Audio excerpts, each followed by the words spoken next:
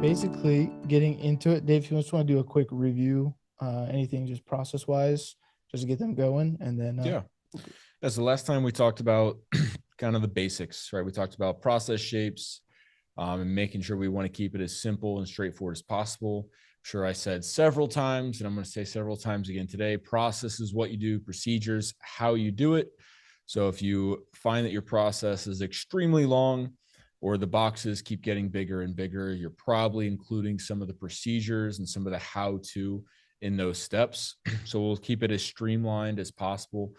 One of the most important things, I know I mentioned this last time, but one of the most important things about your process maps is that they're legible, right? When we look at them, we want them to seem very easy, very simple, and straightforward. Doesn't mean it actually is easy to complete all the process maps. I know there's can be a lot of work that goes into each one of those boxes, but we don't want to confuse people as we do it.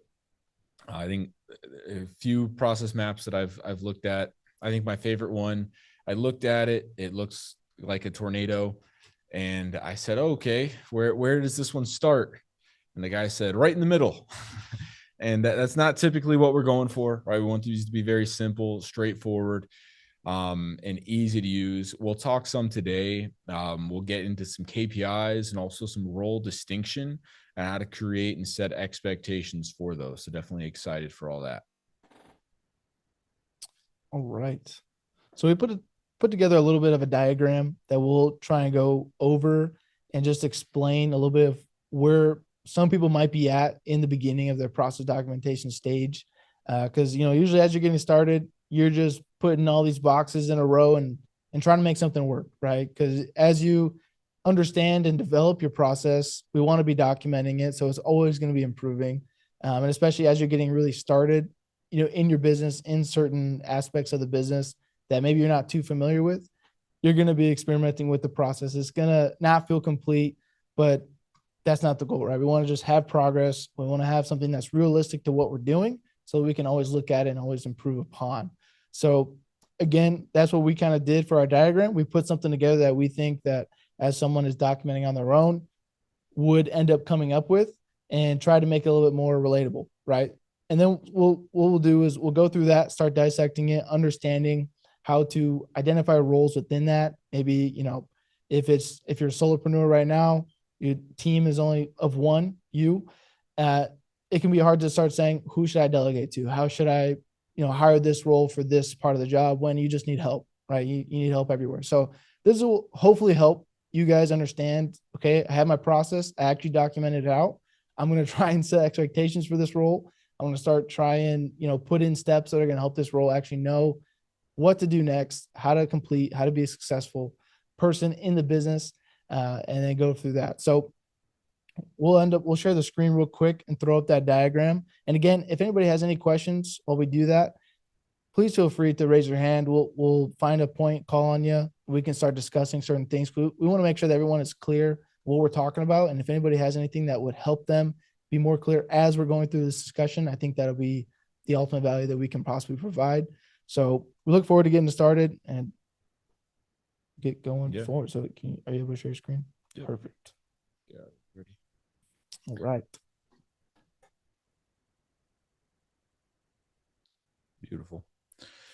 All right. So we talked about, we're trying to follow the progression here. We talked about how to start process mapping on our last one.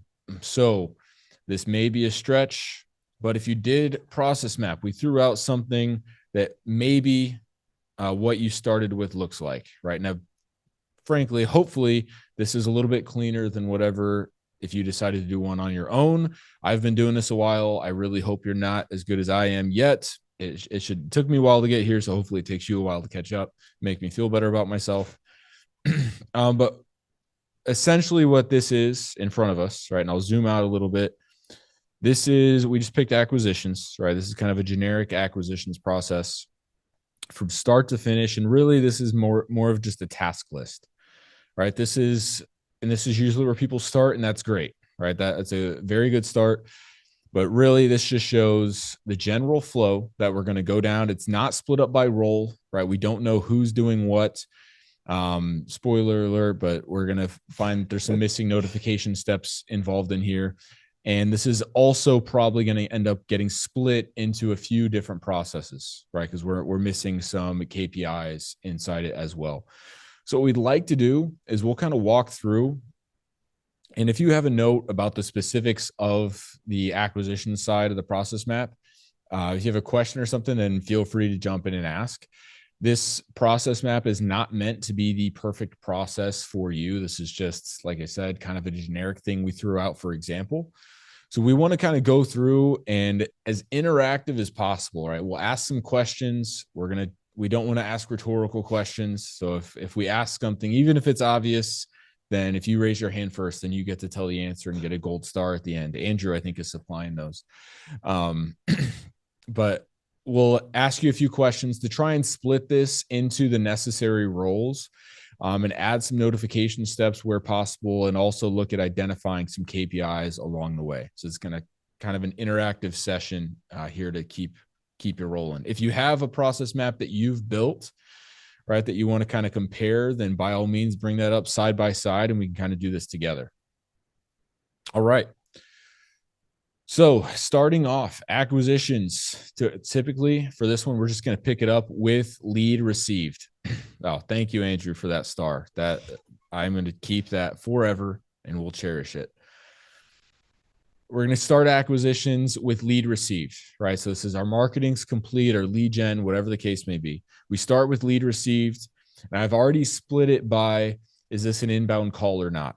Right. Now, the reason I asked that question is because if it's an inbound call and we're able to answer, you can see the next question, then there's no additional steps necessary. That's the ideal path. That's the most efficient. So that's why I go straight to the right, because we can get straight to following our script, right? And again, if you don't use a specific script, that's all fine. But basically we can get right to discovery on that first call. We don't need to go through the down arrows of calling them back. Hopefully they answer and getting back to the main thread. So the way I have this one built, if it's anything but an inbound call, so whether it came in through the website, CRM, or if it was an inbound call we were not able to get to for one reason or another, then we need to call that lead back. If they don't answer, you can see we have them go into a follow-up process, which will end up being diagrammed separately. If they do answer, now we're finally back on the main flow. All right, from there, I threw in that token update the CRM, which I'm sure is everyone's favorite step. This is probably the one that you live and breathe for. I have a few people nodding unironically. You're probably the detail-oriented people and have a few people rolling their eyes. All right, from there, the result of that qualifying script and asking those questions, yours personally might be a little bit, there might be a little more to that. But essentially the goal is, are they qualified? Yes or no? If they're not qualified, I highly recommend not just killing that lead, but let's add them to some sort of follow-up. If they are qualified, however, you can see this moving on in this task list, confirm the appointment time, update the CRM, of course. Then at some point here, we need to run comps. We have send to the AM, which would be acquisitions manager. All right. Then review the ARV and MAO. These are all things that kind of need to happen. We need to get those numbers approved, right, by somebody. This varies based on the process. We might notify somebody else where we're at. Somebody's going to attend the appointment. Then if the seller doesn't show up, we got an appointment follow-up process. If they do, we're going to walk the property, estimate repairs. If they're not ready, we might need to follow up with them. If they are ready, we're going to make our offer, move forward, hopefully get an accepted deal. We'll get that contract signed, take pictures, set expectations, upload everything, send out a big notification blast, and update the CRM at the end, which gets us to contract signed. All right. Now you can see that was a lot that we just went through, right? And I didn't even do all the down arrows. It's a fairly large process, right? There's a lot of different steps involved there. So what we want to highlight here, yes, this is all acquisitions, right? This is important. These are all things that could happen within the acquisitions department, but this isn't necessarily all done by the same person, right? And let me take it a step further. Even if it currently is done by the same individual, right? So let's say I sit in acquisitions, right? And I do all of this stuff. I'm not the only role, right? the steps that we just listed, there's multiple roles. This includes your lead manager, your acquisitions rep, or specialist. You might have an acquisitions manager, right? Or an underwriter. All those different roles could be involved in the process that we just walked through, right? If I'm doing every one of those steps, it doesn't mean that my process requires one person in one role. It means that I'm sitting in multiple roles and I'm wearing multiple hats, right? And that's very important to go through, because if we don't have clear roles, we're not going to be able to create good job descriptions, because our job description is going to be, well, you're going to do acquisitions. And they say, what's that? Follow me around for a little while. And that's pretty much how it goes. That doesn't work very well, right? It certainly doesn't work very well in the long term. And as you start to grow and add people and add complexity. All right. So in order to create good job descriptions, in order to have a clear role, we're going to need to split the process up into multiple swim lanes. All right. So I think we have it down below. I have a version of that here. What I would do with that process above is I would split that into a short qualifying process. All right. So this is, let's say that if you have a lead manager or a setter, or closer set up, then this is more how the process would look, right? Your lead manager might take it from leads received, and their goal is to get an appointment set.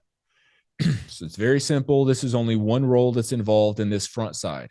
After the appointment set, I would split the process, and this is going to be done. I put placeholders in there for acquisitions rep and acquisitions manager.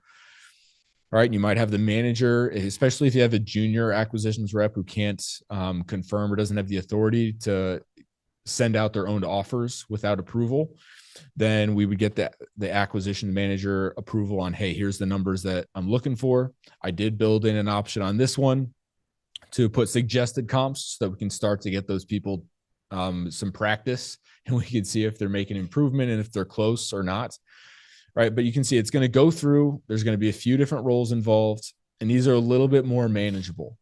All right. So then again, let's say that I'm sitting in acquisitions. I have a relatively new company. When I'm going through and I say I need some help in acquisitions, if I just have this, then I'm going to say, hey, you know what? Let me throw either all of this at you, or let me throw all of the update CRM steps, because those are the ones that I hate. And we're going to start picking and pulling from random parts in the process where we say, hey, I don't like to do this. Why don't you do this instead? Even when it doesn't make sense, we're going to make the process less effective and much less efficient that way. Whereas if we split it by role, right? So now down here between the two processes, we have 3 different swim lanes. I can say, hey, you know what? I need a lead manager, right? Because I really still want to have control of the offers that I'm putting out. Right. I still want to be in charge of making that connection and really making sure I'm the closer for now. That's something I'm going to maintain authority over. Really what I'm looking for is the lead manager, right? Who I need to do this front part. I want somebody to qualify and set appointments for me, whether those are phone or in-person appointments, right? That's something that's a lot more manageable, and that you can start somebody off with a lot more clearly. And it's going to be a lot easier to say, hey, these are the steps that I need you to do. This is what I'm looking for, right? And lead manager, basically, I need you to be good with the script. I need you to know how to use the dialer and not sound totally dead on the phone, right? And here you can give some training for each of those steps, which we'll talk about in a little bit as we go. But this is a lot more manageable, right? If I ask you, even if you're not a lead manager, if I said, hey, can you train somebody based on these steps, right? Versus can you train somebody based on this thing? One is obviously a lot easier than the other, right? So we want to make this as simple as possible, both for you and for your employees, your new employees, or employees who are taking on new responsibilities as we go. Does the whole concept of swim lanes make sense? What questions do we have about all that? I know there's a lot of like muted and different people on the call. Anybody's welcome to speak. There is no negative backlash that will happen.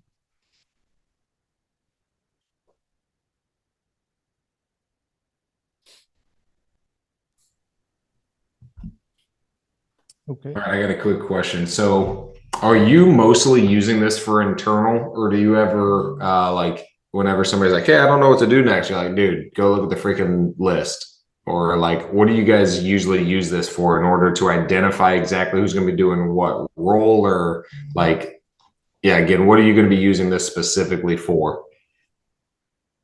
Yeah, so the process maps, Mostly those are internal in the sense that we don't usually, there are some versions we do, but we don't usually show our process map to our customers or our clients, if that's what you're asking.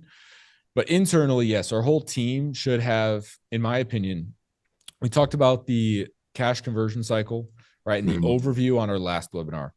And I think your entire team should have a basic understanding of that entire overview, right? They should understand that here's how marketing works. We're trying to get leads. We're going to qualify those leads so that we can get contracts, so that we can sell those contracts, or maybe you're going to flip it in between or whatever. I think the whole company should have an idea of what the overview looks like. But beyond that, we'll have more like the follow-up processes. We'll have some more niche processes that only that specific department needs. So I would use this to keep everyone going. We're going to talk about KPIs in a little bit here, but I'll show you how to identify KPIs within the process. So that way, once you've trained on this, hey, here's what I'm expecting, as Derek will talk about in a little bit. Here's how I'm expecting you to do it. You can then use KPIs that are tailor-made to your process.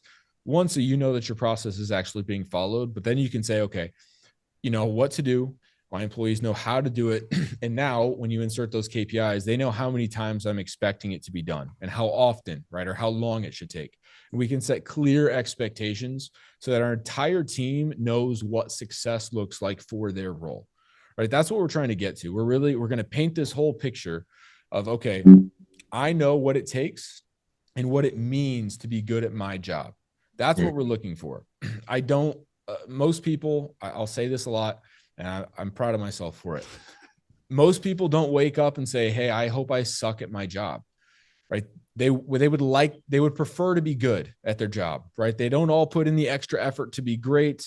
Some of them are pretty mediocre, but there's very few out there who actively want to sabotage their position, right? There's a much higher percentage of people who aren't good at their job, right? The reason we have such a overlap and a gap, in my opinion, is because they don't understand what it actually looks like and what it takes to do a good job. They think everything's fine. They don't know anything different. You as the manager get very frustrated probably because you can see they're not doing what you expect them to do.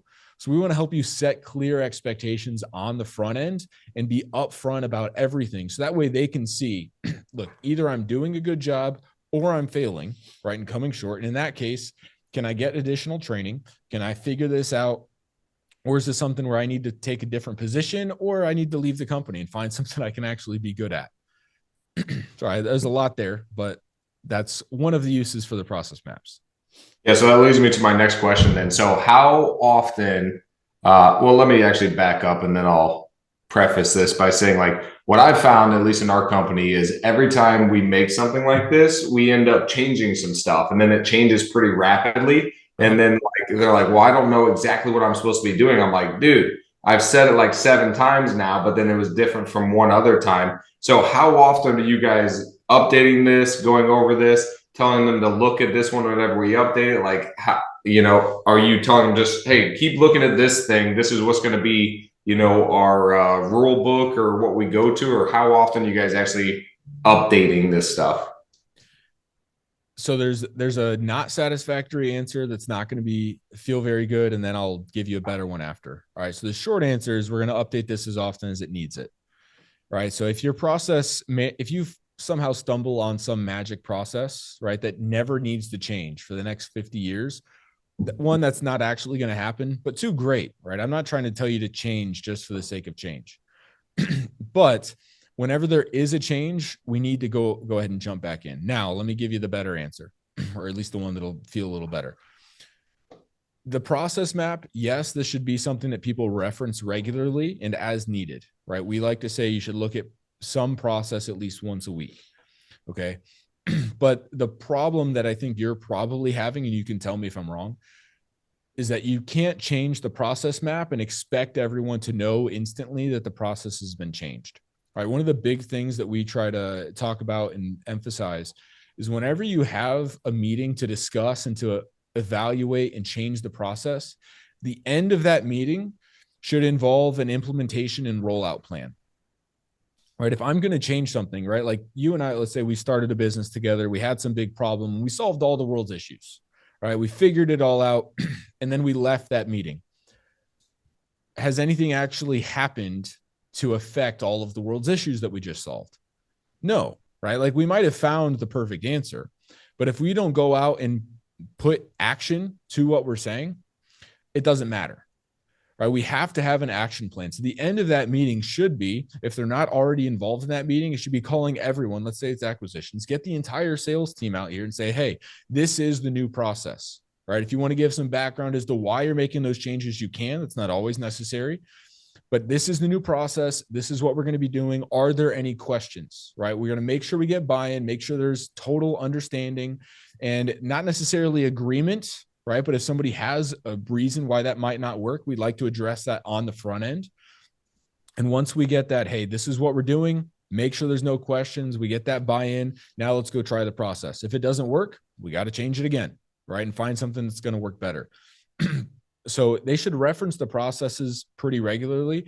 That's something that we'll talk about again as we go through this series. We'll talk about the manager and bringing these, keeping these top of mind, that sort of thing. But there has to be a clear expectation setting whenever we do change the process, because the what has changed. It's possible you change the how along with it. And you might also change the KPIs and the expectations, which is all okay, right? People can deal with that. But you need to make sure it's for a reason, and you need to make sure they understand what those changes are, right? Because if you just change it person to person, right? So let's say, I come in, I have a problem with sales. So you say, all right, do this differently. Derek comes in, he has a different problem, right? Now you tell him, oh, well, that's the fix to David's problem. So now do it this way. I still think it's the original process you told me. He thinks it's a new process. And the third guy that comes in is going to have a totally different answer. So now we're all running on different processes, which effectively means you don't have a process at that point. Everyone's just doing what they think is best because they have bad and old information. So we got to make sure we broadcast that to the entire team whenever we do make a change to that. And I'll add one thing there too, Dakota, to what you were initially asking and then this question as well. When you think about your processes and the fact, because you mentioned that you guys do it, but then it feels like it changes and then things like that. That is really frustrating. I think anybody would be frustrated if they do something right off the bat and then immediately have to then approve it or improve it, fix it, do something, or even just initialize the change. Are we good?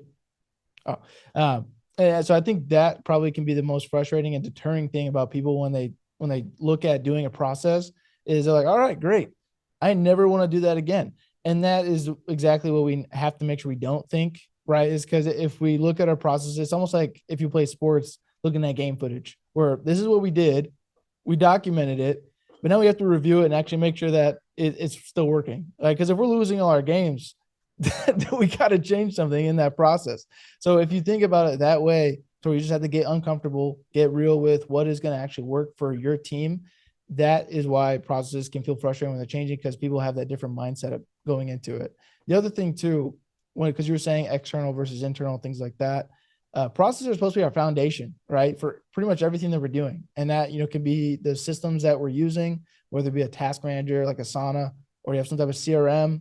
But it's also supposed to help. And this is something that we'll get into the other webinars, but it's also supposed to help clearly define training and onboarding for someone in terms of what they're supposed to know and what resources they're supposed to have access to, as far as this is my job. This is what everything I have to be able to complete my job and be successful in my job, right? But if you don't have the high level processes that start working its way into those levels of detail that show that, then everyone's going to be scrambling around and trying to figure out what's going on. So that is where the processes, in my opinion, are going to be truly beneficial to the team structure. So if you look at it from that standpoint and just think every time we look at this, we're looking for some way to improve and become better. And if that's your mantra, to always become better, then process review is going to be your best friend. So always look at that, actually implement it, pull notes from it, implement those notes, and then continue to do it over and over again. Don't think you have to get out of the loop, because the loop is supposed to be fun, right? So, that's why we're here. But yeah, so hopefully that adds some extra flavor to your answers there. Yeah. Matt, good question there. Read my mind. I'll read it in case you didn't see it. He says, should you give current process a chance to be successful before changing it? If you're always changing it, how can you gauge what is or could have been successful? It's a good question. And this brings a few things along with it. So short answer is yes, obviously change for change's sake is not very helpful, right? And actually there's a lot of you, probably the ones of you who don't really love process maps, right? You probably enjoy change, right? You don't, people who aren't as detail oriented, typically they want to just keep mixing things up, keep problem solving. They're going to see problems where maybe they don't even exist, or they create problems just so they can solve them. And while that might be fun for you, it's not going to be fun for your employees, right? Not all your employees are going to like change. So there does need to be a reason, right? If the process is working, then we want to keep that process. And when you do change the process, to get more to Matt's question, I like to split test, to be honest with you. And I would say, okay, so we know we have a backlog of what this data is. And if I have two good solutions, let me test both these solutions and see which one does better, right? If I just have one option, well, let's try that. Let's see. Well, did it improve the process? Yes or no? If it did it improve it all the way, or do we need to continue to make more changes? But limiting the variables involved in that is a big deal. And typically we don't like, we'll talk about this when we talk about the process ownership chart, but we'll talk about the innovator in the company and for the processes. We don't really want that innovator involved in every process meeting, because innovators innovate. And if there's a process that doesn't need to be innovated, it doesn't matter. If they're in that meeting, they're going to continue to innovate either way. And that's not always helpful, right? Sometimes it can be detrimental to the company and to the morale of the team. So we only want to bring the innovator into that meeting when there's a problem, right? When we see from our KPIs that, hey, this is no longer working. Like Derek said, our record is starting to look like it has a lot more losses than wins. All right. So short answer, yes, you should give your process a chance to change, Matt, and to make sure it is or is not successful before dialing it in. That doesn't mean that if a process is currently successful to some degree that you can't improve it further, right? Of course you can, but we want to do that measured and on purpose. If we take something that's working, right, and we want to improve it, you probably don't want to completely blow it up, right? We're going to make incremental changes. We're going to test each one along the way to make sure that we're getting the best possible process. Yeah, no, I'll add that to that. As far as like processes, right? Sometimes I think people want to have this perfect process. They want to think through every little step that they could possibly do, who's going to do it, you know, what they're going to grab from that process and how to execute it. And they try and think through it and come up with this absolute perfect solution. And what really that does is ultimately frustrate you, right? Because perfectionism is never attainable. And that's why we always push for that weekly review.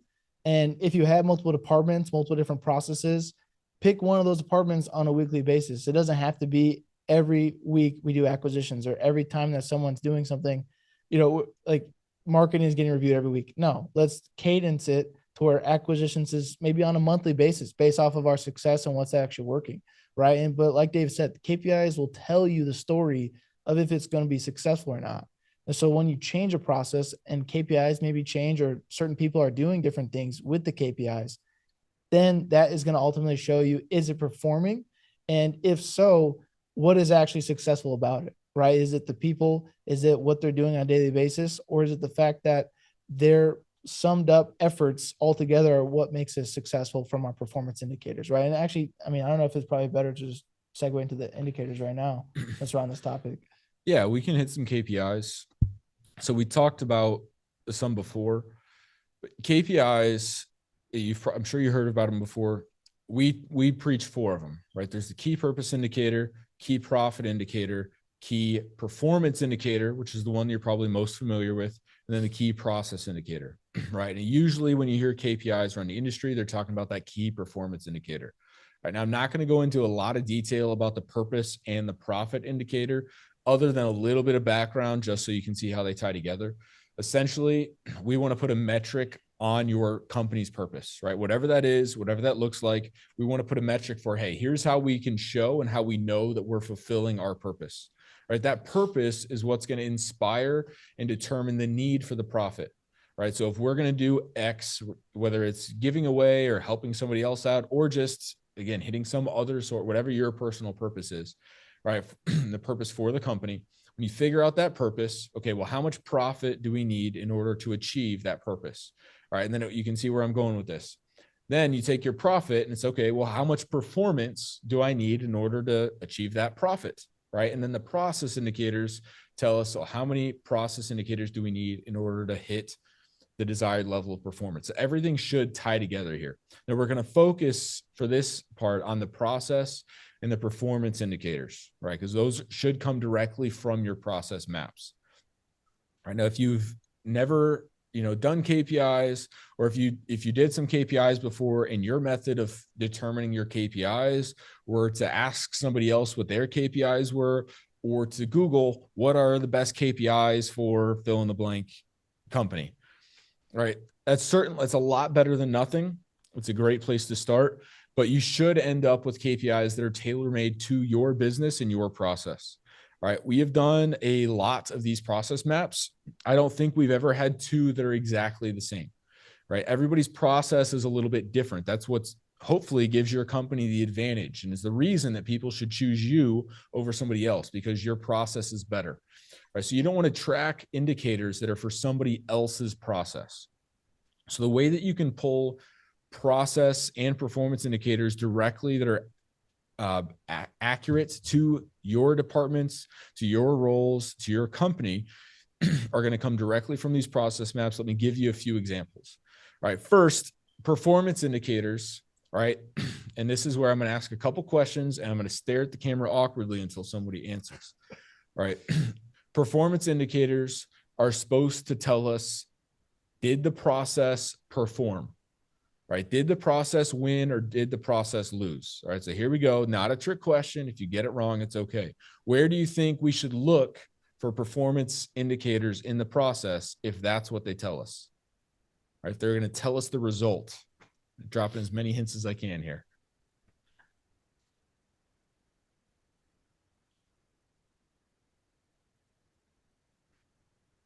I told you I'll keep looking awkwardly. Somebody's gotta try. It's making me uncomfortable. I'm about to answer. I know.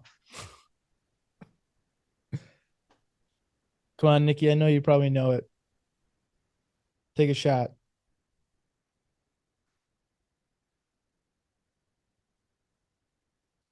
All right, Dave, save him. Unbelievable. Performance indicators are going to come from the end of the process, right? They're going to be found inside the terminators. And see, Nikki, you did know it. I can tell. I just didn't unmute myself in time. Sorry. I was too impatient, Nikki. I'm sorry. That's my fault. I apologize on Derek's behalf for him stealing your glory right there. That was not fair of him. We'll give you the gold star. Right, Todd's going to get the next one. So performance indicators should come from the terminators in the process, right? Terminators are the start and stop. We talked in more detail about that last time. But that tells us, did the process win or did the process lose, right? And I'm going to use my favorite baseball analogy here because this is what most people track. And this is usually all they track is just their key performance indicators.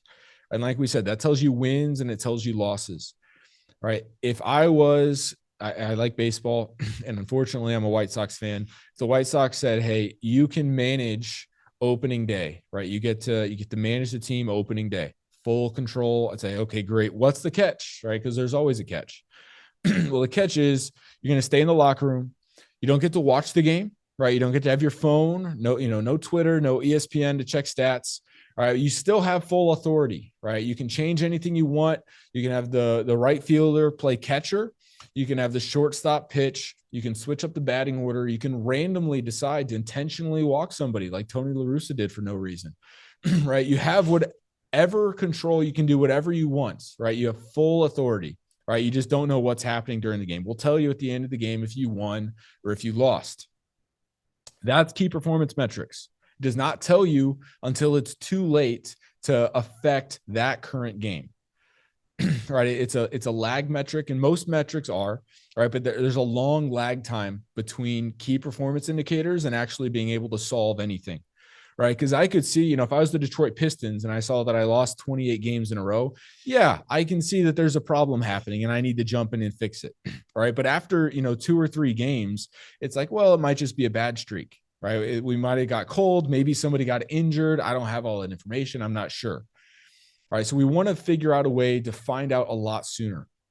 Also, because just the way people work with performance metrics, here we go. I know somebody knows the answer to this. All right. So I'm not going to let Derek interrupt on this one. How often do you usually measure performance metrics, right? How often do you look at those numbers?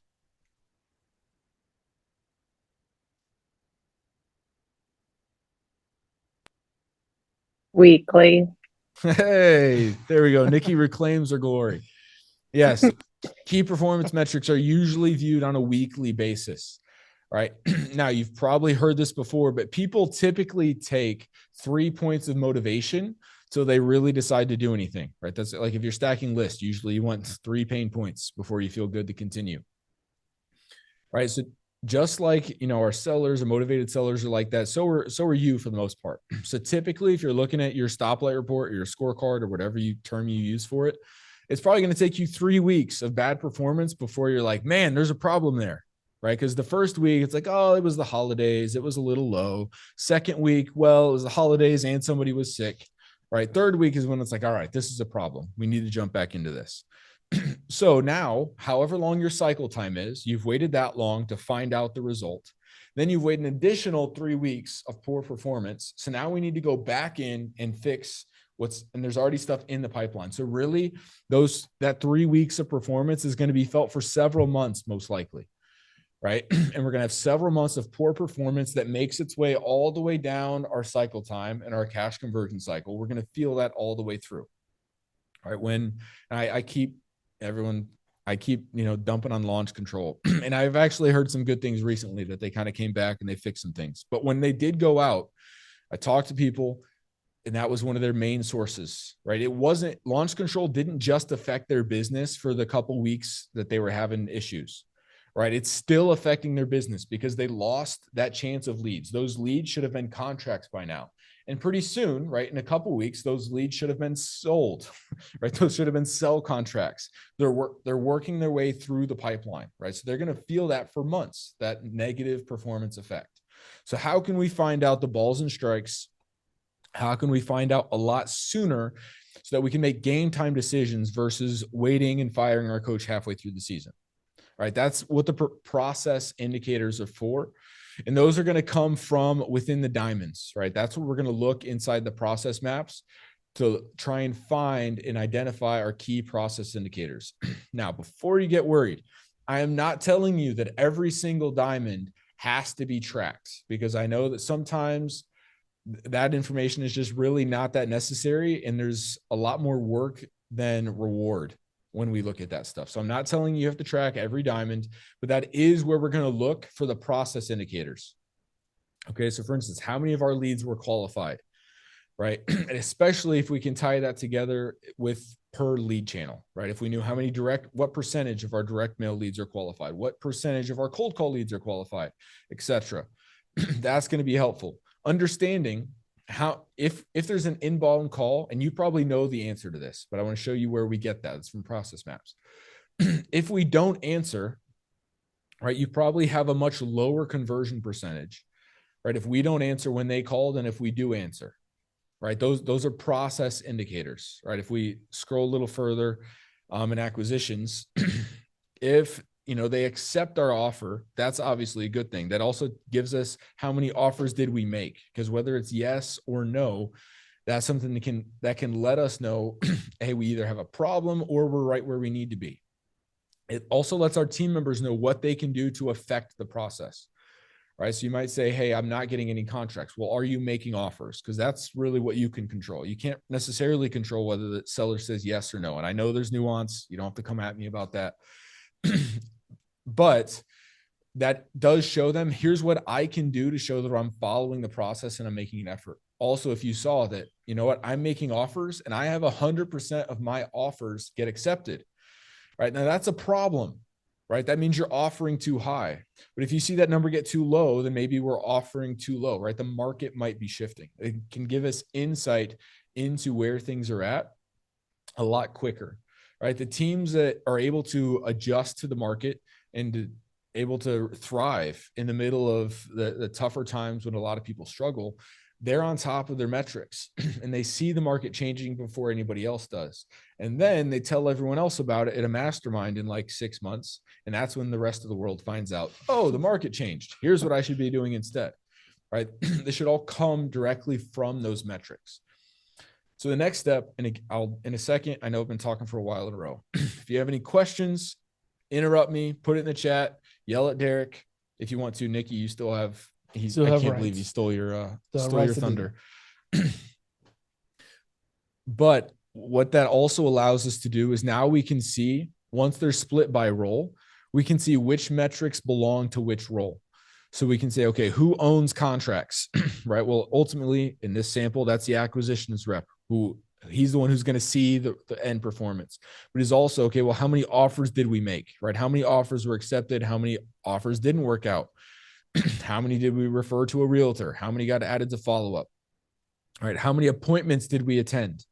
Right. These are all process indicators. They let us see, by measuring those indicators, they let us see, are our employees following the process, right? Are they hitting the numbers that should result in the performance we're looking for, right? Because if we see that they're completing the process as we told them to, right? If we said, hey, you know what? I'm looking for X amount of contracts, which means I need you to attend this many appointments and I want you to make this many offers. If they are making this many appointments and this many offers, but our performance is low, now we know that there's a problem with the process, right? In that specific example, it might be a problem with our underwriting and our comps. Our comps might be bad. We need to change something else. But we can see that, hey, they're doing what I told them to do, right? This isn't because they're lazy. It's not because they hate the company or they hate me or whatever. There's a problem with the process. So let's go back in, let's fix the process. If they're not completing those process indicators, if they're always coming in low, right, well, then that's a different issue, right? And usually, right, this is another thing I wouldn't have expected a while ago, but what we found is that usually when people are coming short on their process indicators, it's not because they say, I really hate this company, let's do a bad job, let's send them under. It's usually because they've found that there's some sort of problem in the process and they're not going through the right channels about it, but they're just deciding to change it because they've found something ineffective, right? So if they say, hey, you know what, this appointment, I guarantee you've had acquisitions guys do this before. This appointment doesn't look any good. I'm not attending. I'm not going. I don't like it. I didn't make an offer because it was a waste of my time, right? Maybe I'm putting that a little too bluntly, but you've probably seen that happen because what they're saying is they're saying that they don't trust the qualification process.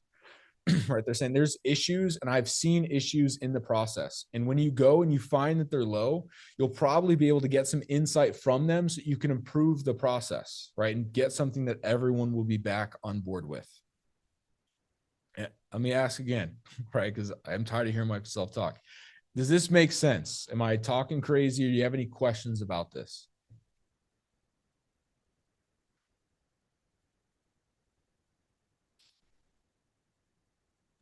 Yeah, I got a quick question. How much freedom do you give your people then in the process, let's say? Because like you said, sometimes they just kind of change it themselves. And with acquisitions, guys, I'm pretty strict on that. I'm like, dude, stop talking about the price like in the first 20 seconds. How much you want? How much you want? How much you want? I'm like, come on, dude.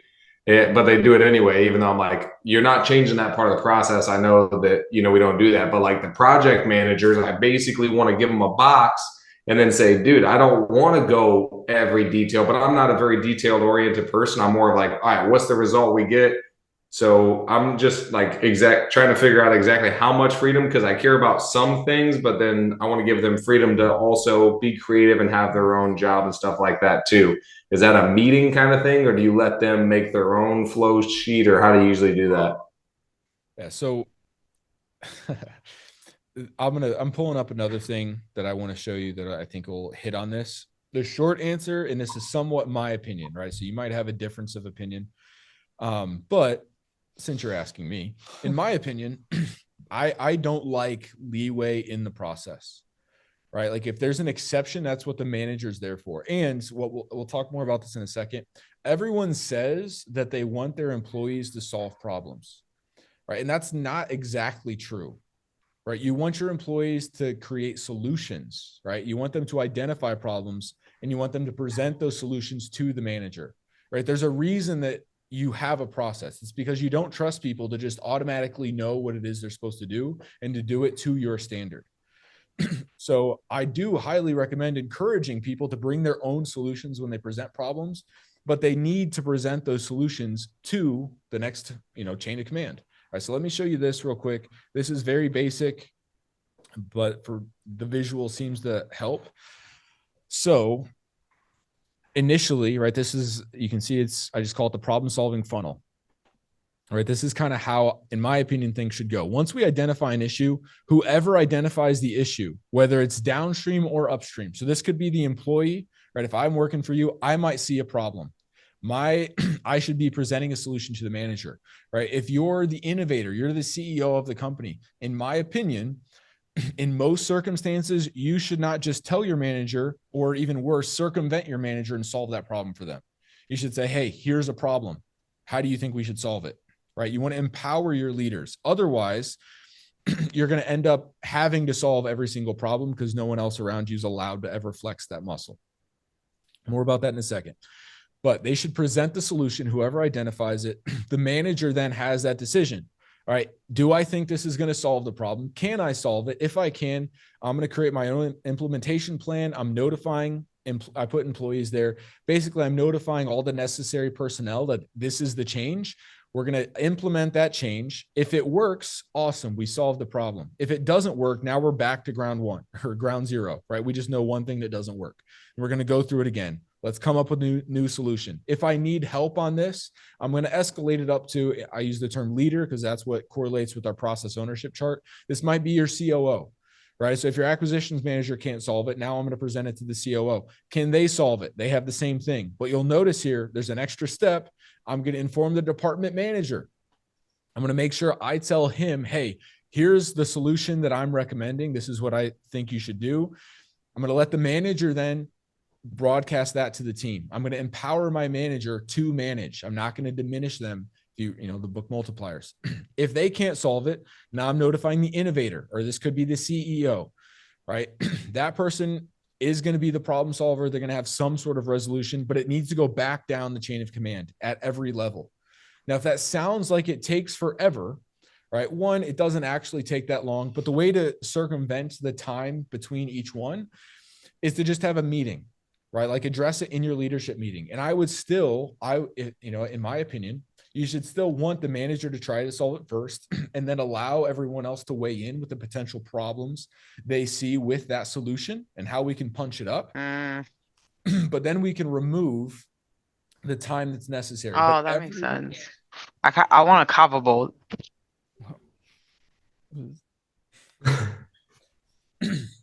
But then everyone involved has a chance to weigh in, right? But also it allows everyone to give their input. One thing that people don't like, right? And if I was working for you and I was supposed to be a manager, right? If every time there was a problem, I found out about it after the fact, and I found out about it because I just got on my guy because he's doing a different process. And then he tells me, oh, Dakota told me to do this. Now I feel like an idiot and I look like an idiot. I'm not going to appreciate that very much. I would rather you have gone through me or at least brought me in, right? And said, hey, this is what we're going to do. Do you see any issues with that? No. All right, perfect. We're on the same page. Why don't you tell the rest of the team about this? Because what'll happen if you continually solve every problem is that instead of going through this channel, every time there's an issue, we're going to circumvent. We're going to go straight up here, right? And then that goes straight down here, right? No one in the middle has any idea that something was changed, which means the rest of the team has no idea anything was changed. We're not going to be tracking anything because we don't know it was changed. We're not going to track to see if it actually fixed the problem or not. You're not going to hear about it until it breaks again.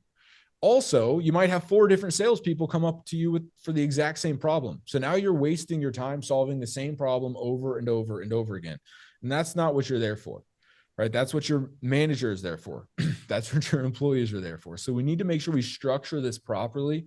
So that way we can let each person focus on what only they can focus on, right? We need to build those walls and build that structure so that everyone can focus on what they're best at. I know we strayed a little bit from that initial question, but did it answer it? Yeah, I mean, it definitely helps a lot. Perfect. Yeah, again, we want to look at our processes as a way to protect the company and the employees, right? So if we can set those guidelines, those expectations with as much information as possible, right? Because if we're showing them these are the KPIs that we're going to track, this is how much of those KPIs you have to then perform on or process throughout the day and week, we're going to start being able to build up this kind of like, summary of like, okay, this is your role. This is what is exactly expected of you to be able to earn this salary and stay with this company. And, if you're at this baseline and you set something that is very attainable, or at least, something where people aren't going home and they're stressed out every single day. I mean, that's a whole different story, right?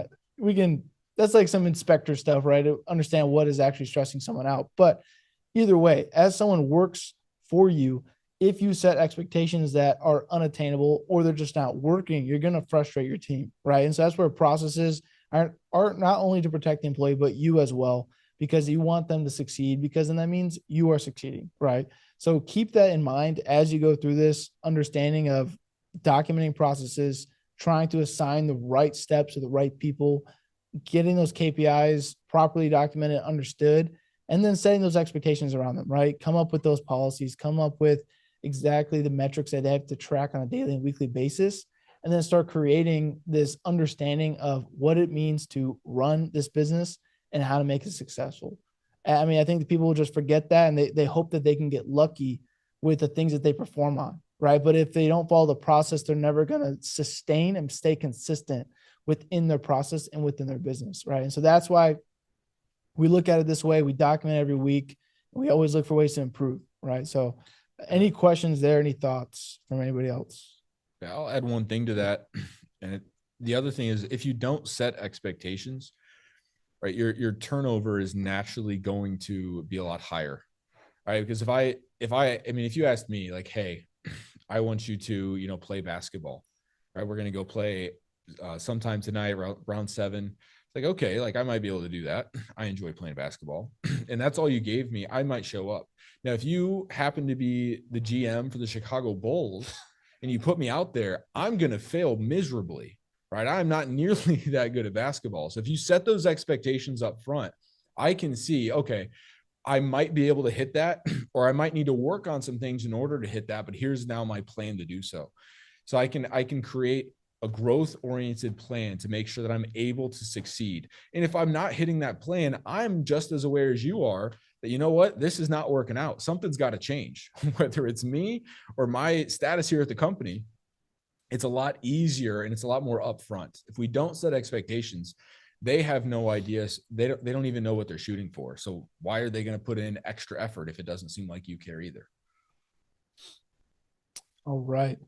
So we are coming up on about an hour into this webinar. We want to see and be able to communicate with you guys on any thoughts or questions you might have, even just go over if someone's brave enough to show one of their processes, and we can work with you guys on that and just try and dissect it, help you understand a little bit better what it should be and how to document that.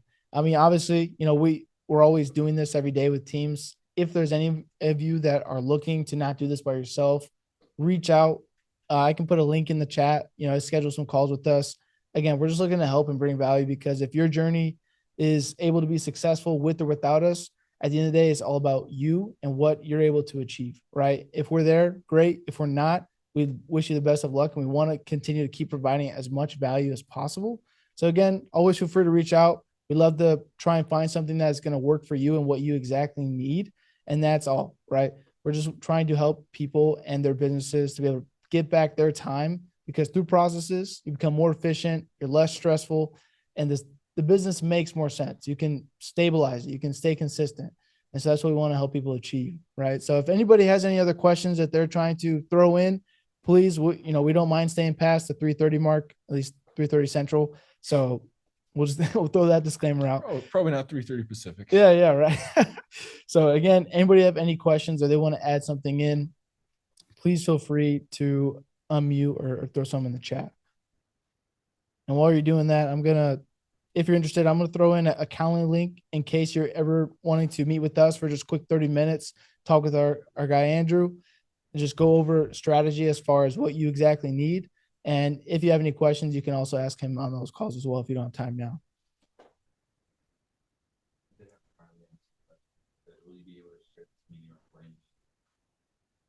Yeah, we will be getting this recording out to everyone in case they want to review it and go back through it, listen to it maybe on a run or something, on whatever you fancy yourself. That's up to you. But yes, this will be available post webinar as soon as we're done. But if anybody has any questions, again, we appreciate everyone joining too. We always love being able to do this. And, I think for me, it's not in my comfort zones for sure, but that's always fun to try and get out of it and start enjoying it with everyone else. So anybody have any questions? You guys make KPIs for every single position? Because what I found is I like to incentivize people based on how much they do. And so I'm looking to find it for every single position.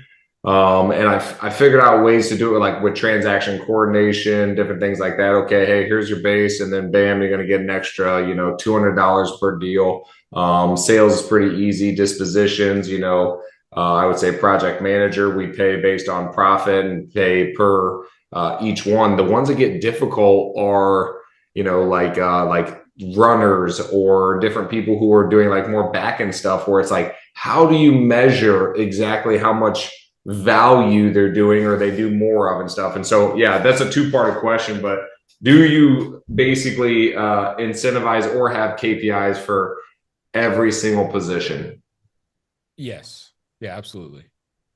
Because when you start measuring something, you're placing importance. If you're not measuring anything, then you're not telling them what's important, which inherently means nothing that they do is really that important. So who cares if it gets done at all? Who cares if it gets done quickly or the level?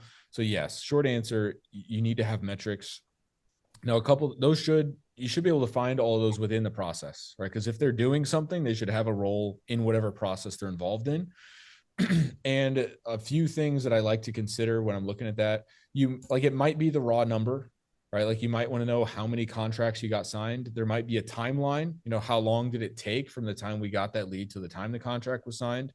There also could be some sort of percentage, what percentage of the leads I have closed, right? Or converted. And I used an acquisitions example there. That applies to really any role. It doesn't mean you have to track all three of those, but I would consider all three, right? Like which one is really what you're trying to get? Like for runners, right? Is it how fast they're able to get that stuff done? Is it that 100% of their stuff is done at the end of the day? Because like with runners, if you only had two things to do and you set a KPI of 5, well, you're setting them up for failure because there's not enough things for them to do that day. So it might be a percentage or a timeline in that instance. Got it. Cool. But great question though. Yeah.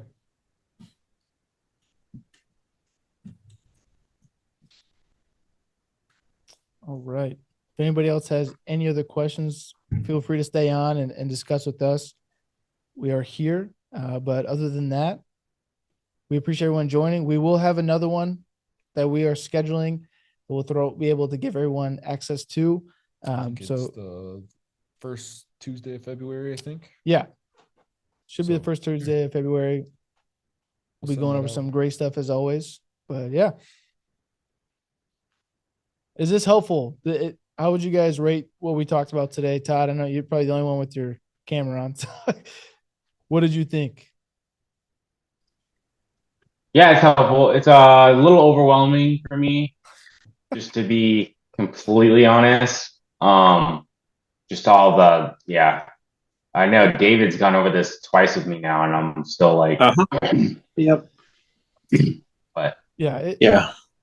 The biggest thing I would say you can do is just start with whatever is the most impactful thing for your business right now. So a lot of people start with acquisitions because that's, what they claim is the moneymaker. In my opinion, the whole business is what's making money, but Everyone loves their acquisitions, right? But if that's what helps sustain and stay consistent, or if you have some type of, marketing partner, I think you guys are, what do you guys do? It's a media. Yeah. Yeah. So, for you guys, in your fulfillment and everything, if that's the most important part that seems to need the biggest help, start there, right? Go for some type of quick win that's going to keep you going and not allow you to just, like be overwhelmed by every little detail step that has to be documented. So, Yeah. And the other thing, I probably should have highlighted this more, but you don't, like, we're going to take this pretty far because we want, wherever you're at, we want to be able to show you, hey, this is what's next and this is what else you can do. And also show you why it's worth documenting your processes and worth starting KPIs. But you certainly don't need to do this today, right? It's not all going to happen tomorrow or the next week or probably the next week after that either, right? Wherever you're at, you want to start high level, right? Start high level. Over time, we're going to slowly just zoom that in, right? We'll get more detailed over time, but you don't need to go faster than is possible, right? This is more like operations is usually more of a defensive thing and sales and stuff is more offense. If you don't want to spend so much time playing defense on this type stuff that it takes away from the offense that you're scoring. Because if you score 0 points, you're going to lose, right? So you can only go with whatever capacity you have available, right? And my guess is everyone could find an hour or so a week to work on this. And if that's what it is, that's great. That's plenty enough to get started on those process maps, to do the overview, which will allow you in a month or two, right? Once you have those core processes, well, now you can probably go and identify some KPIs to start playing with, right? And eventually down the road, as it becomes necessary, then you can start building the procedures, which we'll talk more detail on one of the future versions of this. So whatever you can do now, like that's what we want you to start with. We just want to make sure you have the information and you can see why it's worth starting this journey. But it's definitely not something that we're telling you have to rush. It's not something that you have to just do all at once, right? It's going to take some time for sure.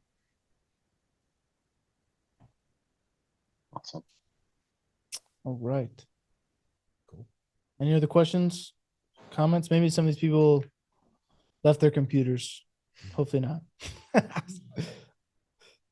So, all right, we'll go once. I mean, we know Steve didn't leave. He's right there. So we could tell that. Steve, any thoughts that you want to go over real quick?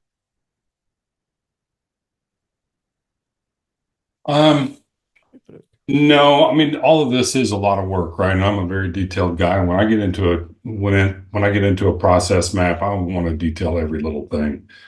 And unfortunately, that's not conducive to a fast meeting, right? So understanding at a higher level what to identify on the map, and then my other question, maybe this is for next time because I've got a time crunch here. Sure. Is what do we do with these processes after they're created, or these maps after they're created? In other words, do I have meetings?